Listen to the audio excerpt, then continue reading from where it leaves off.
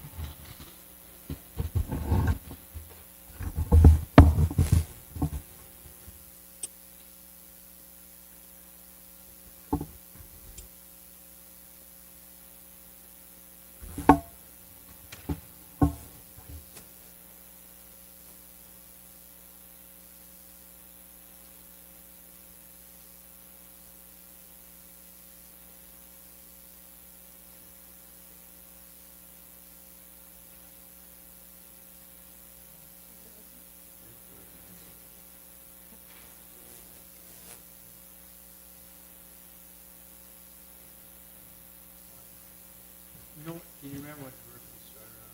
I think it's 20. Chapter 59. I know it's 59. It's 20. 20.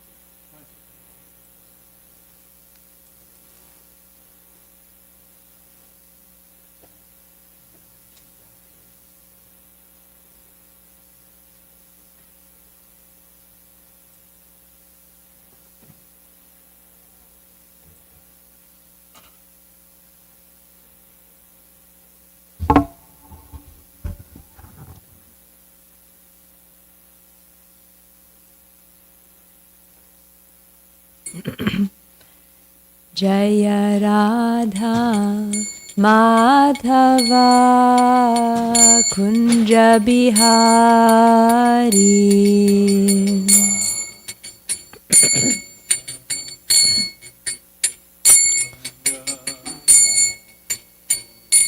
Jaya Radha Madhava Kunja Bihari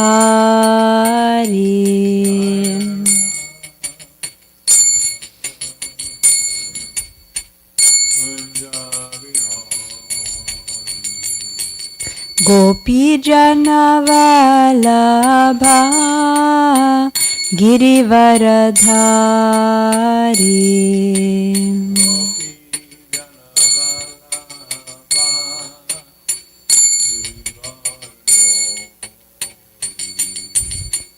Gopi Janavalabha Girivaradhari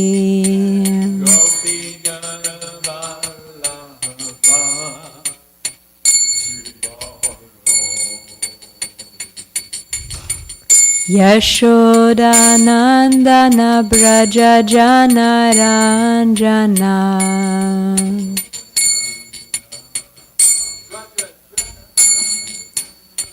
Yashodanandana Braja Janaranjana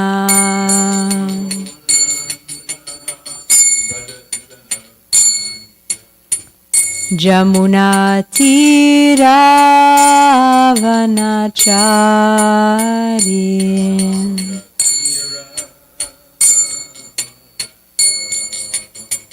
Jamuna Tiravanachari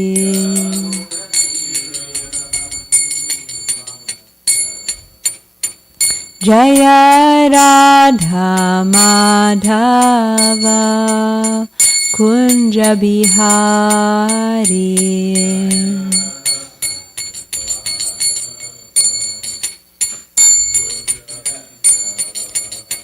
Jaya Radha Madhava Kunja Bihari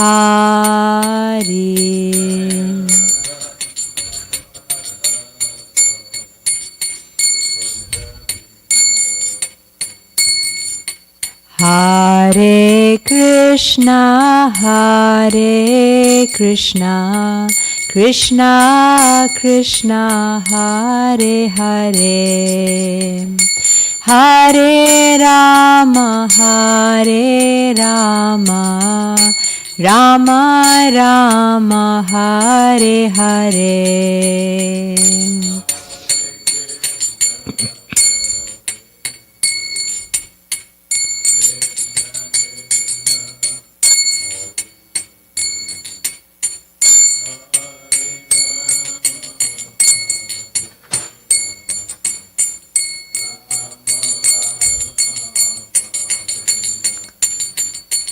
Hare Krishna, Hare Krishna, Krishna Krishna, Hare Hare, Hare Rama, Hare Rama, Rama Rama, Hare Hare.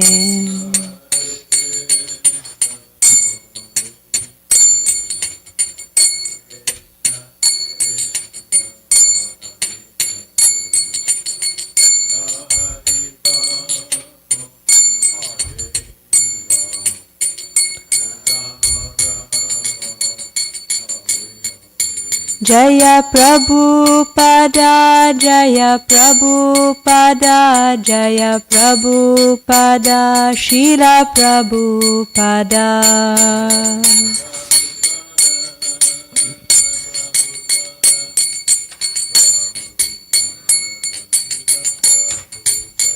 Jaya Guru Deva, Jaya Guru Deva, Jaya Guru Deva, Jaya Guru Deva.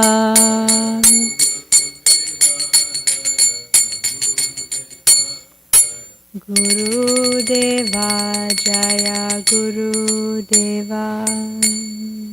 Jayam Vishnupad Paramahamsa Parivrajikacharya Astotara Satashi Srimad, His Divine Grace, A.C. Bhaktivedanta Swami Srila Prabhupada Ki Jai, ISKCON Founder Charya Srila Prabhupada Ki Jai, Nantakoti Vaishnava Vrinda Ki Jai, Srimad Bhagavatam Ki Jai, Srila Prabhupada Ki Jai. All glories to the assembled devotees, all glories to the assembled devotees, all glories to the assembled devotees, all glories to Shri Guru and Gauranga.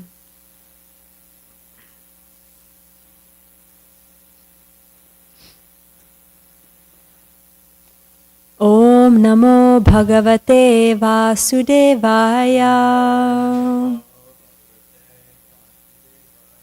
Om Namo Bhagavate Vasudevaya. Om Namo Bhagavate Vasudevaya. Today we're reading from Srimad Bhagavatam, chapter 59, text number 20 and 21. Drishtva vidravitam sainyam Garude narditam swakam Tamboma praharachchaktya Vajra pratihato yataha Nakampata taya vidho Malahata iva dvipaha Drishtva vidravitam sainyam Garude narditam swakam Tamboma praharachchaktya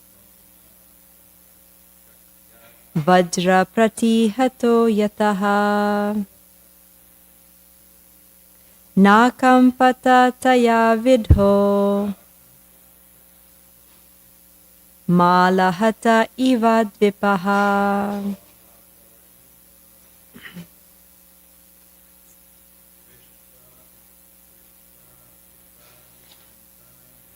Drishtva vidravitam sainyam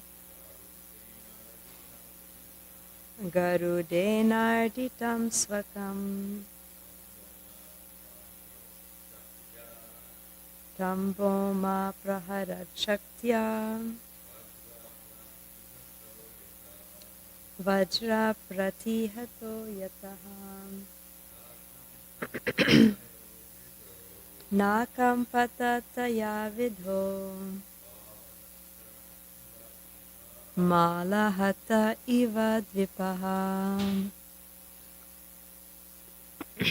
Drishtva, seeing, Vidravitam, driven away, Sainyam, the army, Garudena, by Garuda, Arditam, tormented, Swakam, his, Tam, him, Garuda, Bhoma, Bhomasura, Praharat, struck, Shaktya, with his spear, Vajraha, the thunderbolt of Lord Indra,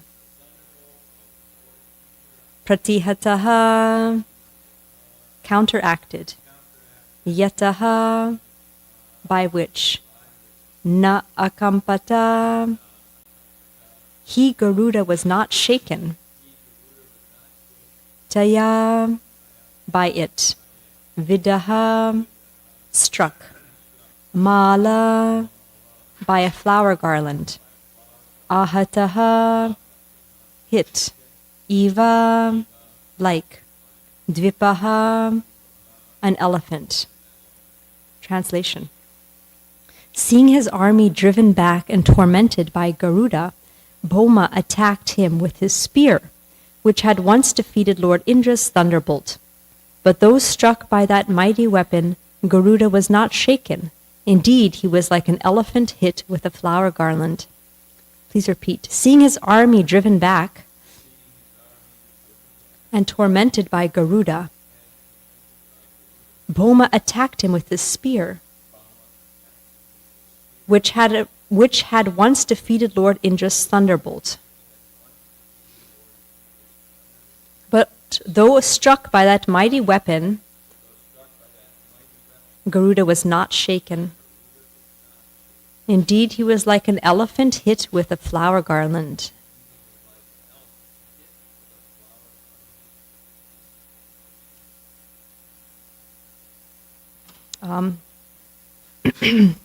Jiva Goswami, there's one commentary here by Jiva Goswami.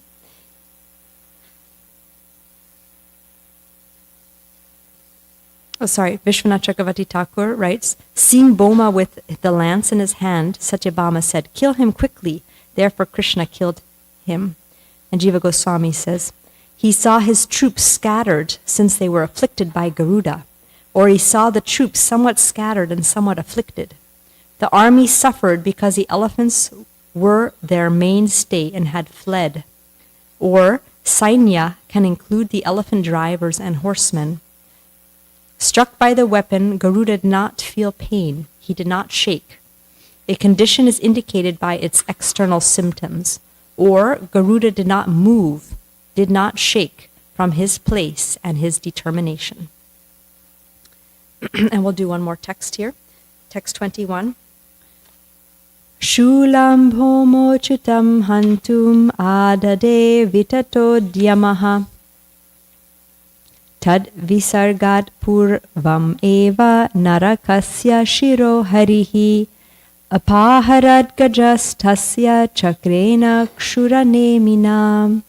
Translation.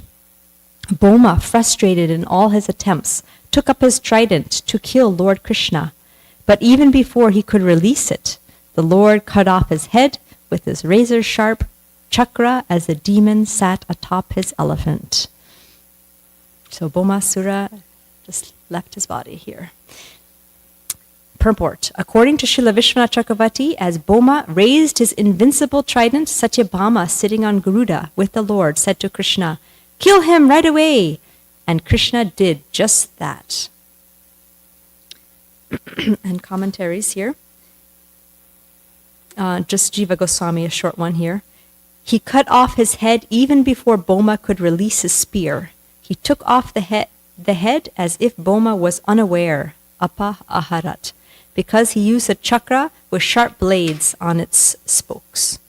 Om Jnana Timirandasya Jnananjana Shalakaya Chakshurun Militam Yena Tasmai Shri Guruve Namaham Shri Chaitanya Manobhishtam Stapitam Yena Bhutale Swayam Rupa Gadamayam Dadati Swapadantikam Vandeham Shri Guru Shri Yutapatakamalam Shri Gurun Vaishnavamscha Shri Rupam Sagrajatam Sahagana Raghunathan Vitam Tam Sajivam Sadvetam Savadutam Parijana Sahitam Krishna Chaitanya Devam Shri Radha Krishna Padan Sahagana Lalita Shri Vishakan Vitamscha He Krishna Karuna Sindhu Dinabandhu Jagatpate Gopesha Gopika Kanta Radha Kanta Namostute Tapta Kanchana Gaurangi Radhe Vrindavaneshwari Vrishabhanusute Devi Pranamami Hari Priye Vanchakalpatarubhyascha kripa sindubhya evacha patitanam pavanebhyo vaishnavebhyo namo namaha. Jai Shri Krishna Chaitanya Prabhu Nityananda Shri Advaita Gadadhara Shivasadi Gaura Bhaktavinda. Hare Krishna Krishna Krishna Hare Hare Hare Rama Rama Rama Hare Hare.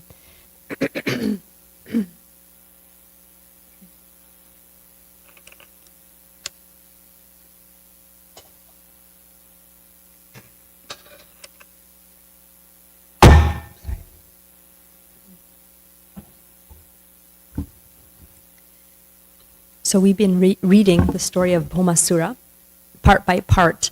And on Wednesday, Santosh Prabhu wanted to read from Krishna book to get, just the whole flow of the whole story. So I was going to just read the story from Krishna book, and then we'll comment on these two verses. So, Krishna book. The story of Bhomasura, how he kidnapped and made captive 16,000 princesses by collecting them from the palaces of various kings, and how he was killed by Krishna, the supreme lord of wonderful character, is all described by Shukadev Goswami to King Parikshit in Srimad Bhagavatam. Generally, the demons are always against the demigods. This demon Bhomasura, having become very powerful, took by force the umbrella from the throne of the demigod Varuna. He also took the earrings of Aditi, the mother of the demigods. He conquered the portion of heavenly Mount Meru known as Mani Parvata and occupied it. The king of the heavenly planets, Indra, therefore came to Dwarka to complain about Bhomasura before Lord Krishna. Hearing this complaint by Indra, the king of heaven, Lord Krishna, accompanied by his wife Satyabhama, immediately started for the abode of Bhomasura. The two of them rode on the back of Garuda, who flew them to Pragyotishapur, Bhomasura's capital city. To enter the city of Pragyotishapura was not a very easy task, because it was very well fortified. First of all, there were 4 strongholds guarding the 4 directions of the city, which was well protected on all sides by formidable military strength. The next boundary was a water canal all around the city, and in addition, the whole city was surrounded by electric wires. The next fortification was of anila, a gaseous substance. After this, there was a network of barbed wire constructed by the demon of the name Mura. The city appeared well protected even in terms of today's scientific advancements. When Krishna arrived, he broke all the strongholds to pieces by the strokes of his club and scattered the military strength here and there by the constant onslaught of his arrows. With his celebrated Sudarshan Chakra, he counteracted the electrified boundary, annihilated the canals of water and the gaseous boundary, and cut to pieces the electrified network fabricated by the demon Mura. By the vibration of his conch shell, he broke the hearts of the great fighters and also broke the fighting machines that were there. Similarly, he broke the walls around the city with his invincible club. The vibration of Lord Krishna's conch shell sounded like a thunderbolt at the time of the dissolution of the whole cosmic manifestation. The demon Mura heard the vibration of the conch shell, awakened from his sleep, and came out to see what had happened. He had 5 heads and had long been living within the water. The Mura demon was as brilliant as the sun at the time of the dissolution of the cosmos, and his temper was like blazing fire. The effulgence of his body was so dazzling that he was difficult to see with open eyes. When he came out, he first took out his trident and rushed the Supreme Personality of Godhead. The demon Mura in his onslaught was like a big snake attacking Garuda. His angry mood was very severe, and he appeared ready to devour the 3 worlds. First of all, he attacked the carrier of Krishna, Garuda, by whirling and then throwing his trident, and through his 5 mouths he vibrated sounds like the roaring of a lion. These roaring vibrations spread all over the atmosphere until they extended all over the world and into outer space, up and down and out to the 10 directions, rumbling through the entire universe.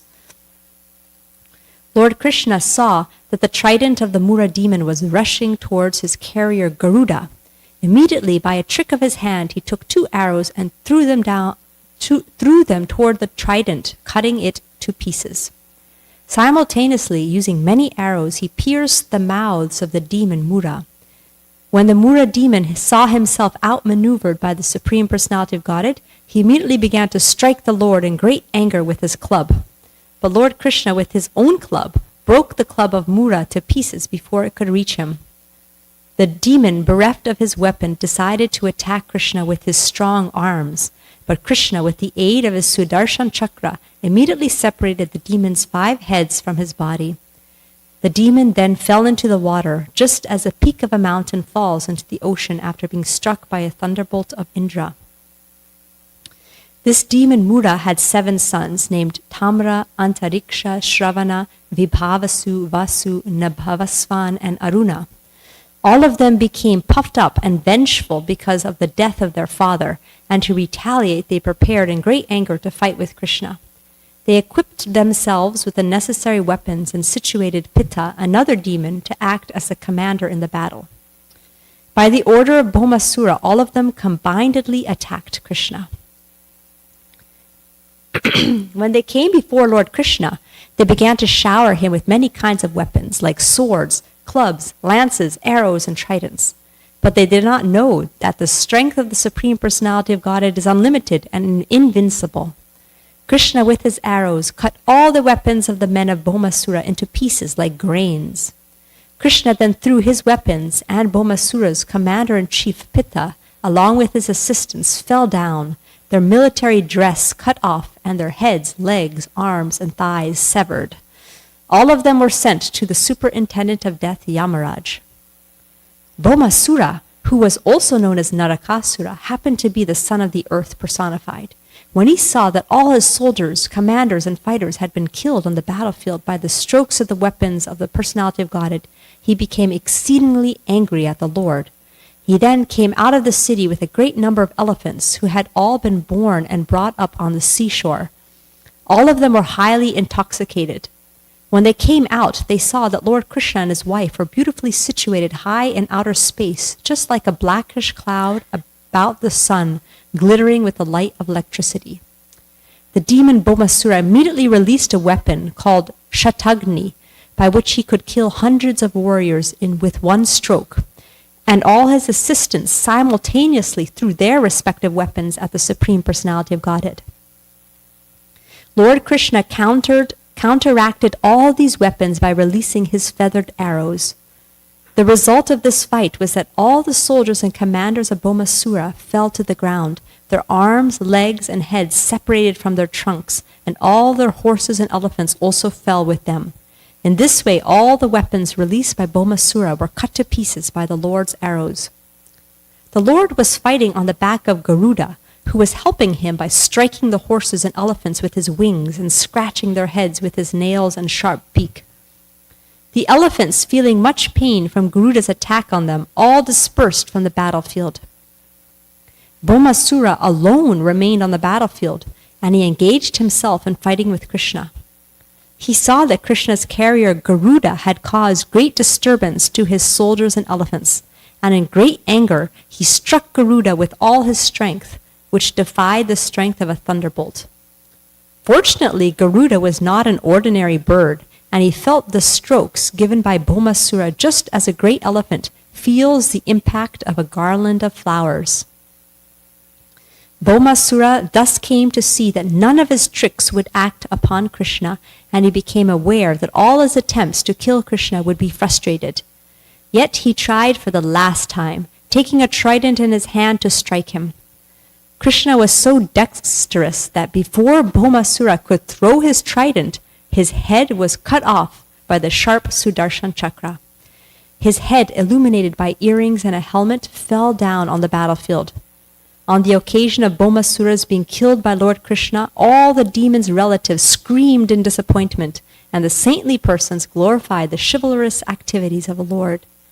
Taking this opportunity, the denizens of the heavenly planets showered flowers on the Lord. Jai, all glories to Lord Krishna killing Bhaumasura. So this is a very beautiful, how Srila Prabhupada just weaved it all into such a beautiful story of this amazing battle, so adventurous. So today's verses was talking about how Bhaumasura hit Garuda with a trident that was so powerful that it actually defeated Lord Indra's thunderbolt. But Garuda didn't shake at all. He felt like it was just like an elephant being hit with a flower garland. So I wanted to talk a little bit about Garuda. Garuda, as we all know, is the Lord's carrier. If we look at famous or rich people in this world, everyone has their vehicle, like their limousine or their driver. If they're really rich, they might have their own private airplane with their own private pilot. So Krishna has his own private carrier who's the best servant. Whatever the Lord thinks, Garuda fulfills that desire. So Garuda is a great eagle carrier of the Lord. He's golden and he's huge. His wings are expansive.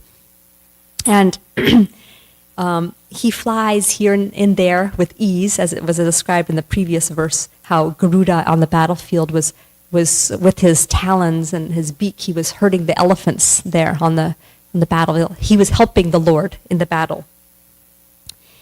So by remembering, I'm just going to go through a few remembrances about Garuda. And by remembering this great personality, great devotee of the Lord, we can be purified by that remembrance, and also we can pray to Garuda, because he's known, as is described in this verse, for being unshakable in his determination and being very, very firm in his service. No matter whatever happens, he stays very focused. And so by remembering him, we can also try to pray to him that we can develop that same quality of determination like he has. Okay, so first of all, Krishna, on his chariot, as we know, Arjuna on his chariot, he has a flag marked with Hanuman. And Krishna on his chariot, his flag is marked with Garuda. So Garuda is also there on Krishna's flag. In Bhagavad Gita, Krishna says, among birds, I am Garuda, the feathered carrier of Vishnu.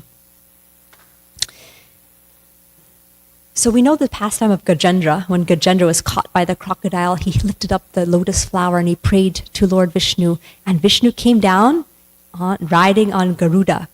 And after that whole pastime, Lord Vishnu says a benediction that anyone who remembers this pastime and all the participants or the setting of this pastime will get freed from all sins. And he says, freed from all sinful reactions are those who rise from bed at the end of the night and early in the morning and fully concentrate their minds with great attention upon my form, your form, this lake, this mountain, the caves, my Marka Srivatsa, the Kaustuba gem, my Vaijayanti garland, my club, Komadaki, my Sudarshan disc and Panchajanya conchal, and my bearer Garuda, the king of all birds. So here we are early in the morning. We're freed from all sins by just remembering Garuda, as Lord Vishnu is saying here. So Lord Ramachandra, who's Lord Ramachandra's carrier? Who carries Lord Ramachandra when he wants to go places? Actually, sometimes Hanuman, he expands his form and he carries Ram and Lakshman on his shoulders, and he can go anywhere. He actually told Ram and Lakshman that I can bring you to Sita right now. I can jump over. And Ram said, but what about my whole army, right? They all need to come. So that's why they built the bridge. So Garuda, and as we know, Hanuman carried a mountain, right, to help Lord Ramachandra. So Garuda also carried a mountain. Does anyone remember when Garuda also carried a mountain? So when there was a churning of the ocean, when the demons and demigods are churning the ocean of milk, they needed a pivot to have so they wanted Mount Mandara to be the pivot. So Garuda, with Lord Vishnu, they went there, and Garuda picked up the mountain and carried that mountain, and he placed it there. He unloaded the mountain from his shoulder, he brought it into the water, and then the Lord asked him to leave. Does anyone remember why he asked Garuda to leave? Vasuki is the great snake, and he's going to be the rope. So Lord Vishnu said to Garuda, better you leave, because Garuda is not a vegetarian. He eats snakes and he eats fish, and he's allowed to. That's his, his position as an eagle. He's an eagle, so that's his food. So he said, better you leave, because Vasuki is the snake, and he's going to be afraid. So better you leave. There's two instances in the Bhagavatam of how Vishnu put his hand on Garuda's shoulder. And I found these very sweet, because it shows the exchange between Krishna and Garuda, the Lord and Vishnu and his devotee Garuda. So one situation was when the four Kumaras came to Vaikuntha, when they tried to enter, the Jai and Vijay stopped them at the gate and said, you cannot enter. You're just little boys. And then the four Kumaras cursed them that you're going to take birth as demons. And as soon as Jai and Vijay heard that, they realized, oh, these are great sages. We didn't know. They offered obeisances to the four Kumaras. They said, oh, please forgive us. And the four Kumaras realized, oh, these are not ordinary people. We also made a mistake by cursing them, so they also felt regretful. At that time, Lord Vishnu came. And he came so fast, it's described, because he didn't want any more further complications between his devotees. And he heard that Jai and Vijay were cursed. So Krishna loves his devotees so much that he came so quickly, he didn't even put on his shoes. He was thinking, the acharyas explained, he was thinking, the four Kumaras wanted to see my lotus feet. That's why they're here. Let me go barefoot so that they can see my lotus feet. So he came. And he didn't even take Garuda. He was going so fast. And when he reached there, it's described, this is from the third canto, chapter 15. Lord Vishnu was adorned with a girdle that shone brightly on the yellow cloth covering his large hips. He had a garland of fresh flowers. And he had lovely wrists with bracelets, and he rested his hand on the shoulder of Garuda, his carrier, and with the other hand he was twirling a lotus flower. So why was he resting his hand on Garuda? The acharyas explain he was assuring Garuda, don't worry, the reason why I had to go so fast, I couldn't take you, because usually Garuda wants to always serve the Lord, right, by carrying him. But the Lord this time went so fast, he didn't take Garuda. So he put his hand on Garuda to assure him, don't worry, I just had to go fast because of the situation. So I thought that was very sweet, how the Lord has that sweet relationship with his devotee Garuda. Another instance in Bhagavatam where Vishnu held his hand on Garuda was when he appeared in front of Prithu Maharaj, King Prithu. And Maharaj Prithu was so happy to see the Lord. The Lord appeared before him. His feet, it's described, were touching the ground, and he rested the front of his hand on the raised shoulder of Garuda.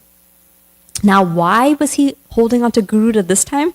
In the purport, Prabhupada described, out of affection for Prithu Maharaj, he touched the earth, but he rested the front of his hand on the raised shoulder of Garuda, his carrier, as if to prevent himself from falling down, since the Lord is not accustomed to standing on earthly ground. These are all symptoms of his great affection for Prithu Maharaj. Perceiving his fortunate position, Prithu Maharaj could not fully look upon the Lord due to ecstasy, but still in a faltering voice he began to offer prayers. So the Lord is holding Garuda for support because he's not used to standing on the ground, it's saying here, on the earthly ground. So he's holding onto Garuda. So very sweet exchanges. Now, from Garuda's perspective, Garuda loves to serve the Lord and he always wants to fulfill the desires of the Lord. And anything the Lord, even before the Lord speaks, Garuda fulfills the desires. Prabhupada said that a first-class servant is one who, even before the guru or the teacher or whatever even can ask, the disciple already knows how to fulfill that desire. So Garuda is that first-class servant. So on one occasion, when the story of Bali Maharaj, when Lord Vishnu as Vamana, he covered with his first 2 steps, he covered basically everything, the whole material universe, the heavenly planets, and then he didn't know where to put the 3rd step. So Garuda understood the mind of the Lord to give mercy to Bali Maharaj. So Garuda tied up Bali Maharaj as if to arrest him, but actually it wasn't really arresting Bali Maharaj. It was more to show the glories of Bali Maharaj, how he surrendered everything to the Lord. So in this section, Prabhupada writes that Garuda, the constant companion of the Supreme Personality of Godhead, knows the confidential part of the Lord's desire. Bali Maharaj's tolerance and devotion were undoubtedly super excellent. Garuda arrested Bali Maharaj to show the entire universe the greatness of the king's tolerance. So he knew the Lord's desire, he fulfilled that desire immediately. In the Nectar of Devotion, there's 2 instances where it's described about Garuda's ecstatic love, and how in one case, by his ecstatic love, he's like murmuring under his voice. Another case, he's perspiring. So it's really interesting. One, in the eagerness to act in ecstatic love. So when Krishna was fighting with Kaliya and dancing on his heads, Kaliya, it's described here in Nectar Devotion, text, the chapter 30, that Kaliya bit Krishna on the leg. At that time, Garuda became infuriated and began to murmur, Krishna is so powerful that simply by his thundering voice, the wives of Kaliya have had miscarriages. Because my Lord has been insulted by the snake, I wish to immediately devour him. But I cannot do so in the presence of my Lord, because he may become angry with me. This is an instance of eagerness to act in ecstatic love as a result of dishonor to Krishna. So he was feeling like, I wish I could just devour Kaliya right now, but I won't, because I might displease my Lord. Another example is perspiration out of anger. Perspiration due to anger was exhibited by Garuda, the eagle, who is the carrier of Vishnu. Once the heavenly king Indra was sending torrents of rain over Vrindavan. Garuda was observing the incident from above the clouds, and because of his anger, he began perspiring. So he was so angry at Indra for doing this that he started perspiring. So these are examples of the sweet exchange between Krishna and his devotee, the devotee's love for the Lord, so much so that their ecstatic symptoms come out in different ways. Now in this story, Bhaumasura threw a spear at Garuda and it did not affect him, just like a flower garland hits an elephant. And this spear had actually defeated Indra's thunderbolt. And there's another story of how Garuda was hit by the thunderbolt of Indra, and he was not affected by it. In fact, he was not affected by it, but he wanted to show respect to Indra's thunderbolt. So he dropped, in one place it says a wing, another place it says feather. He dropped to show respect for Indra's weapon. So this is a purport from Srila Prabhupada. Once upon a time, Garuda, the carrier of the Lord, snatched away a nectar pot from the hands of the demigods in heaven in order to liberate his mother, Vinata, from the clutches of his stepmother, Kadru, the mother of the serpents. So the background story of this is that Kashyapa had 2 wives, he had many wives, but two sisters were Kadru and Vinata. And one time the two sisters had a wager, like they saw Uchaishrava, the horse, in the distance. And is his tail white or black? And they had a wager. Whoever's right will become the slave, or whoever's right will become the master, and the other will become the slave of that person. So they were making this kind of wager, and in the night, so Vinata said his tail is white, and Kadru said his tail is black. In the night, Kadru had all her snake children. Kadru is the mother of all the snakes, and Vinata is the mother of Garuda and Aruna.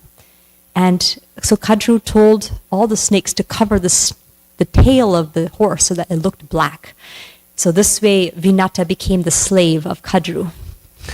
And Garuda had to fulfill the orders of Kadru and all the snakes. So one time Garuda came to the snakes and said, "Is there any way that we can be freed from this slavery?" And Garuda said, and the snake said to Garuda, "If you bring us a pot of the heavenly nectar from the heavenly planets and give it to us, then we'll free you from that." So that's the story of how Garuda went to the heavenly planets. And he's fighting with Indra and all the demigods. And on learning this, Indra, the king of heaven, hurled his thunderbolt against Garuda.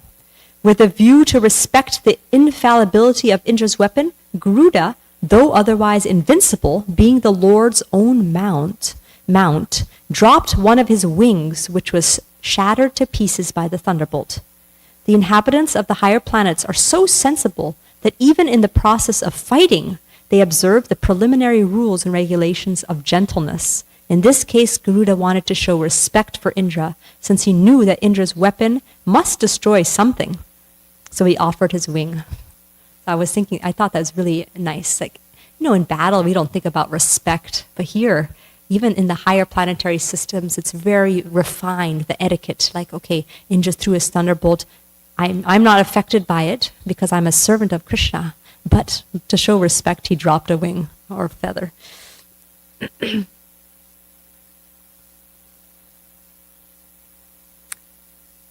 We also know the story of Sobari Muni.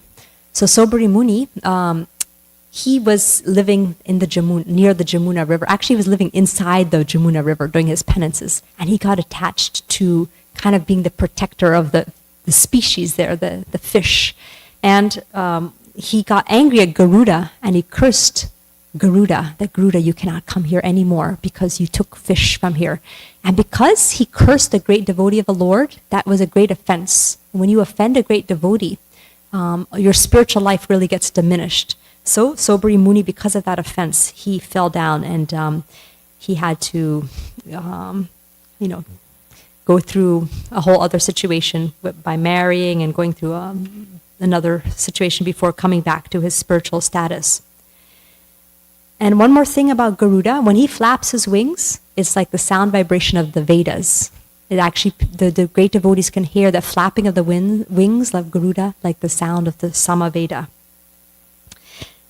And Garuda, in the Bhagavad Gita, is described that when that little sparrow wanted to take its eggs from the ocean, and Garuda saw that determination of the sparrow, and he told the ocean, unless you return the eggs of the sparrow, I will take up the work of the sparrow.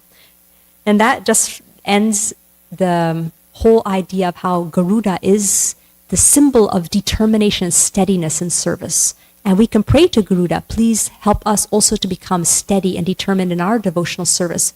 And if we have that, Garuda may help us also, just like he helped that sparrow, so that no matter whatever happens in our service, that we can stay steady. Just like Garuda was not affected when that weapon hit him. So we can also not be affected by the ups and downs in life and stay focused and steady in our devotional service. So would anyone like to add anything about this, or about Garuda, or about determination? Anything on these points? Yeah. If Garuda loses a wing, he can grow it right back. That's right. So Garuda is so, he's definitely not an ordinary bird. So, yeah.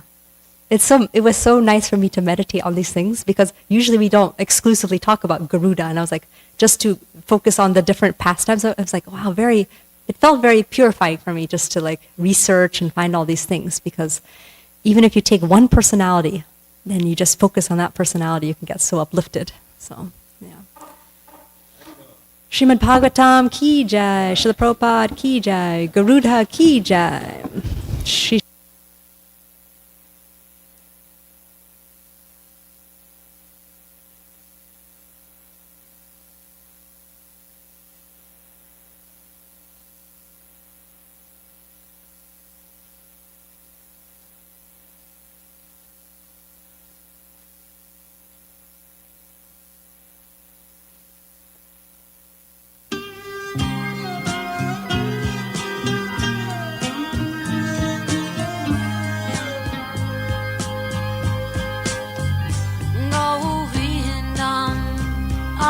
Purusham Tamaham Bhajami Govindam Adi Purusham Tamaham Bhajami Govindam Adi Purusham Tamaham Bhajami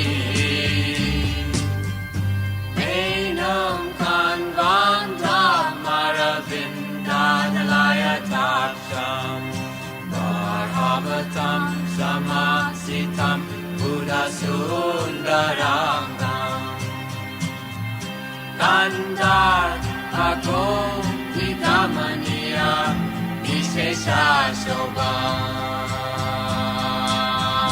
Govindam Adi Purusham Tamaham Bhajami Govindam Adi Purusham Tamaham Bhajami Govindam Adi Purusham Tamaham Bhajami Angani Yasa Sakalen Driya Vriti Manti Vasyanti Pan Kayanti Jiram Naganti Ananda Chinmaya Sadhu Jala Vigrahasya Govindam Adi Purusham Tamaham Bhajami Govindam Adi Purusham Tamaham Bhajami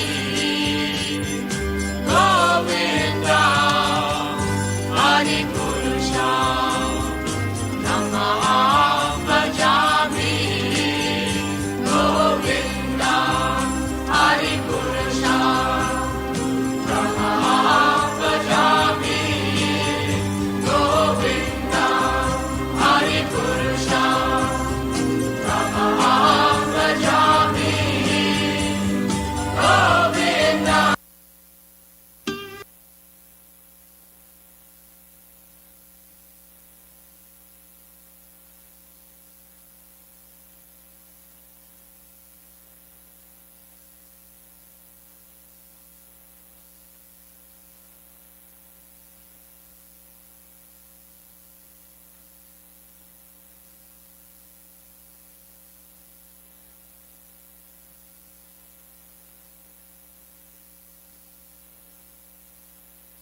uh, 28.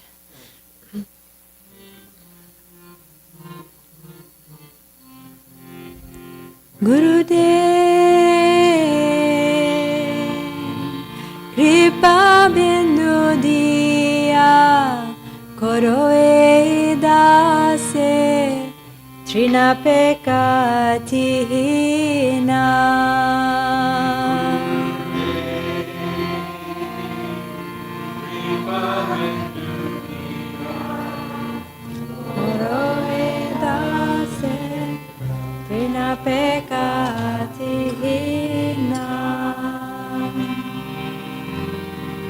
Sakala sahane bhaladiya karo nijamane sprihahina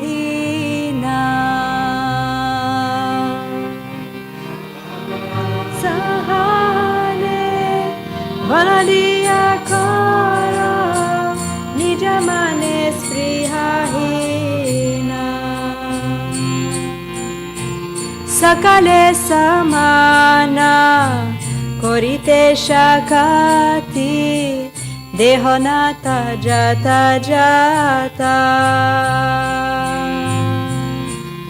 sakale samana korite shakati dehonata jata jata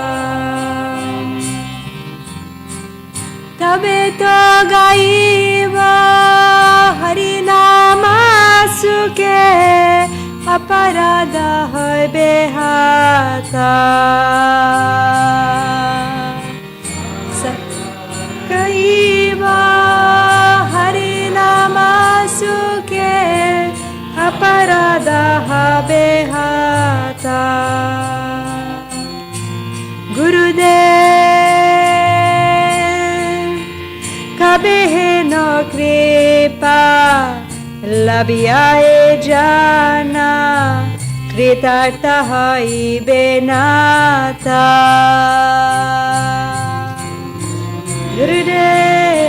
Gurudev kabehe no kripa labiyae jana kritartha hoibe nata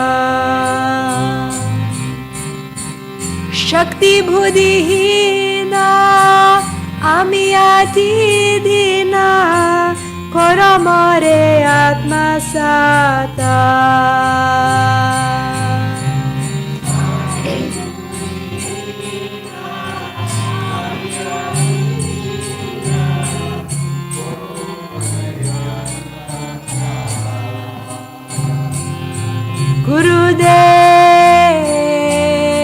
Gurudev yogyata vichare kichu nahi par tomara karuna sara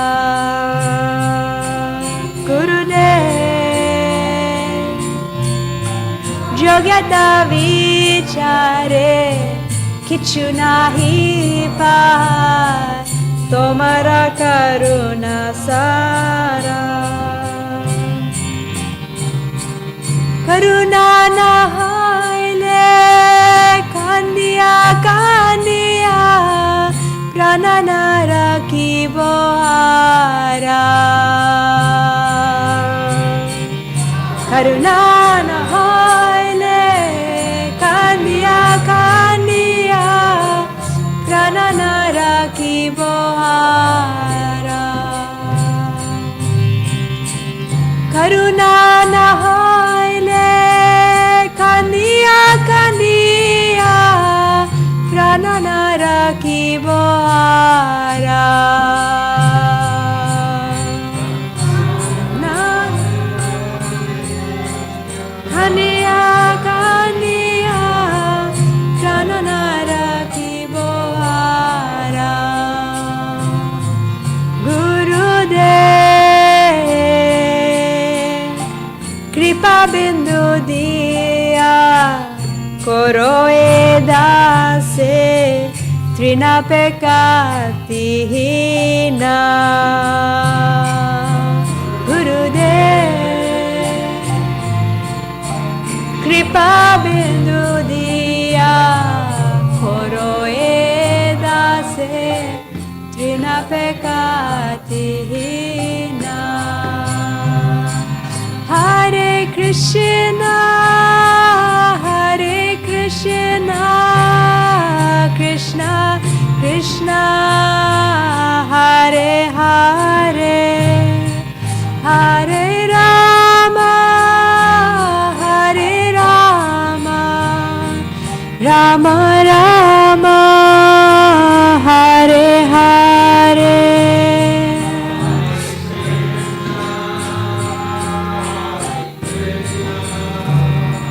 Krishna Krishna Hare Hare Hare Rama Hare Rama Rama Rama Hare Hare Jaya Radha Golokananda Radha Golokananda Shira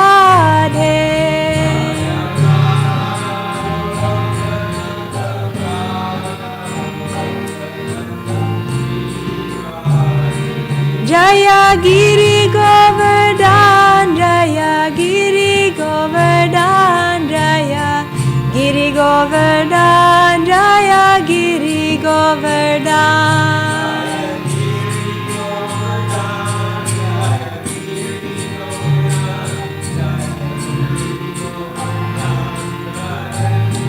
Jaya Jaya Prabhupada, Prabhupada, Prabhupada, Jaya Jaya Prabhupada.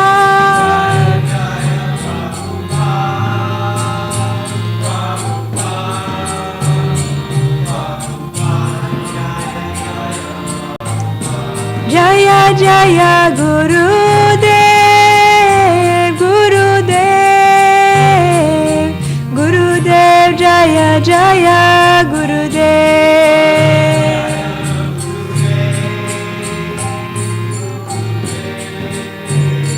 Gurudev, Jaya Jaya Gurudev. Shri Shri Radha Golokananda ki jai, Shri Prabhupada ki jai. Gurudev, give this servant just one drop of mercy. I am lower than a blade of grass. Give me all help, give me strength. Let me be as you are, without desires or aspirations. Gurudev, I offer you all respects, for thus I may have the energy to know you correctly.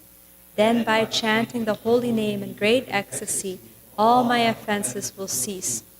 Gurudev, when will such mercy fall to this one who is weak and devoid of intelligence?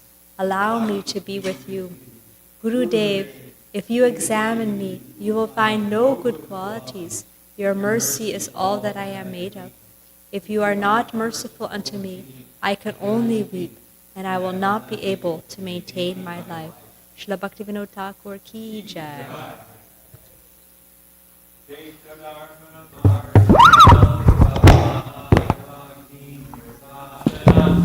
Shreya Kairavya Chandrikari Taranam Vidyavadu Jivanam Anandam Buddhi Vardhanam. It's so nice. I like those little flowers. They're homegrown.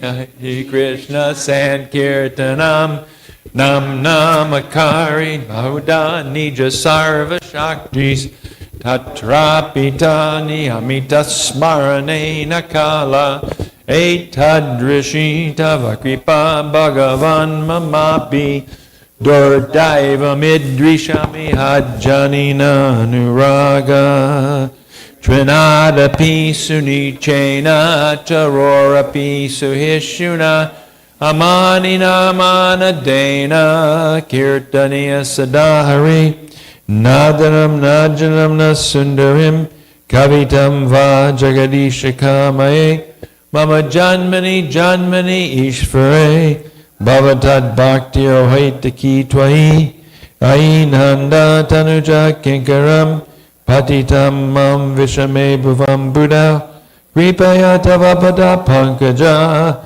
Stita Duli Sadrushim Vachintaya Nayanam Galadashu Daraya Vadanam Gadgaduradaya Gira Ulakarnishitam Vapukada Tavanamagrahane Bhavishyati Yugayatam Namishena Chakshusha Bravashayatam Yatam Jagat Sarvam Govindam Virahename Ashlishava Padamratam Anastumam Adarshanam Marmahato Karotuva Yatatatava Vidadatu Lampato Mat Prananatastusa Eva Napara. Victory to the Sri Krishna Sankirtan, which cleanses the heart of all the dust accumulated for years and extinguishes the fire of conditional life, of repeated birth and death. This Sankirtan movement is the prime benediction for humanity at large, because it spreads the rays of the benediction moon. It is the life of all transcendental knowledge. It increases the ocean of transcendental bliss, and it enables us to fully taste the nectar for which we are always anxious. Oh, my Lord, Congregational chanting of your holy name alone can render all benediction to living beings, and thus you have hundreds and millions of names like Krishna and Govinda. In these transcendental names, you have invested all your transcendental energies. There are not even hard and fast rules for chanting these names. Oh, my Lord, out of kindness you enable us to easily approach you by your holy name, but I am so unfortunate that I have no attraction for them. One should chant the holy name of the Lord in a humble state of mind, thinking oneself lower than the straw on the street. One should be more tolerant than a tree, devoid of all sense of false prestige, and should be ready to offer all respect to others. In such a state of mind, one can chant the holy name of the Lord constantly. O Almighty Lord, I have no desire to accumulate wealth, nor do I desire beautiful women, nor do I want any number of followers. I only want causeless devotional service birth after birth. O Son of Maharaj Nanda, Krishna, I am your eternal servitor. Yet somehow or other I have fallen into the ocean of birth and death. Please pick me up from this ocean of death and place me as one of the atoms at your lotus feet. Oh, my Lord, when will my eyes be decorated with tears of love flowing constantly when I chant your holy name? When will my voice choke up, and when will the hairs of my body stand on end at the recitation of your name? Oh, Govinda, feeling your separation, I am considering a moment to be like 12 years or more. Tears are flowing from my eyes like torrents of rain, and all vacant in the world in your absence. I know no one but Krishna as my Lord, and he shall remain so, even if he handles me roughly by his embrace, or makes me broken-hearted by not being present before me. He is completely free to do anything and everything, for he is always my worshipful Lord, unconditionally. Sri Shastra Ki Jai. And the beauty of the deities is so nice today. Thank you, Sundari, for dressing the deities so beautifully. And we have homegrown flowers. Amazing. Well, I think they're probably grown inside somewhere. A little too cold outside, but so we're having flowers somehow grown here, even though we've been freezing cold for the last so many weeks. And there was a nice class, the Glories of Garuda, Haribo.